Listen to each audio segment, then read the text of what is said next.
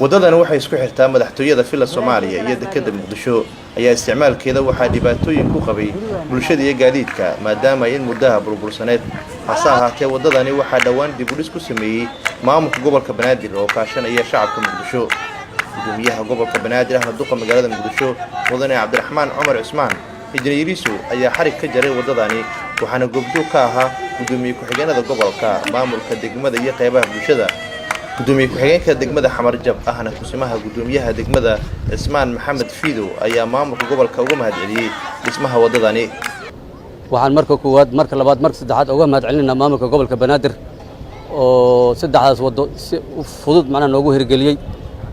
marka labaad waxa macnaha u mahadcelinaa shacabka degmada Xamarjab oo aad iyo aad maartay hawlaha uga qayb qaatay dhismaha intii ay socdeen gudoomiye ku-xigeenka howlaha guud ee maamulka gobolka Banaadir Aadan Sheekh Cali Fiido iyo gudoomiye ku-xigeenka amniga iyo siyaasadda maamulka gobolka Banaadir mudane Maxamed Cabdullaahi Maxamed Tuulax ayaa sheegay in bulshada looga baahan yahay ka qayb qaadashada bilic soo celinta caasimadda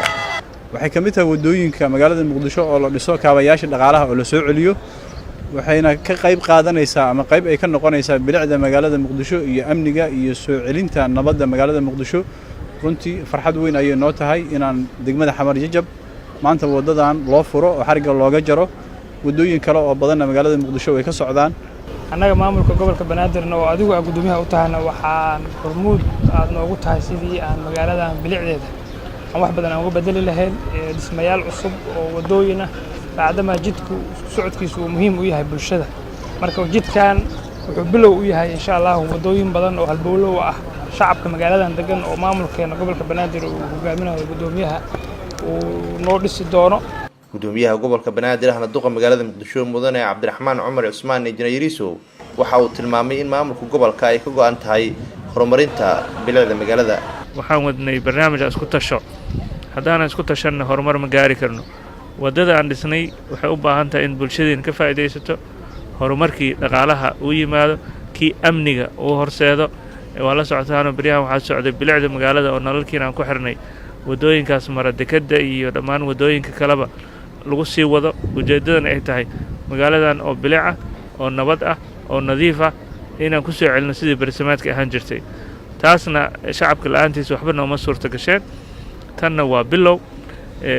wadadan ka soo bilaabato hotelka SYL madaxtooyada horteeda ilaa iyo isgoyskan oo dhinacna ka aada dekedda dhinacna ka aada Xamarweyne v Rome waad aragteen sida ugu dhaqsiyaha badan oo lagu dhisay dhismahaasna waxaan rabnaa in ummadda wadooyinka kale halbowlaha ah ayagana kaalintooda ka qaataan si aan u gaarno horumarka aan wada hiigsanayno dhismaha wadooyinka waa qaybta ugu muhiimsan ee kobaca dhaqaalaha magaalada maamul gobolka Banaadir uu hogaaminayay gudoomiye injineeriisu waxa ay balan qaadeen in la dardar gelin doono ama la xoojin doono dhismaha wadooyinka caasimadda Nuur Saciid Taaliil telefishinka qaranka Soomaaliyeed magaalada Muqdisho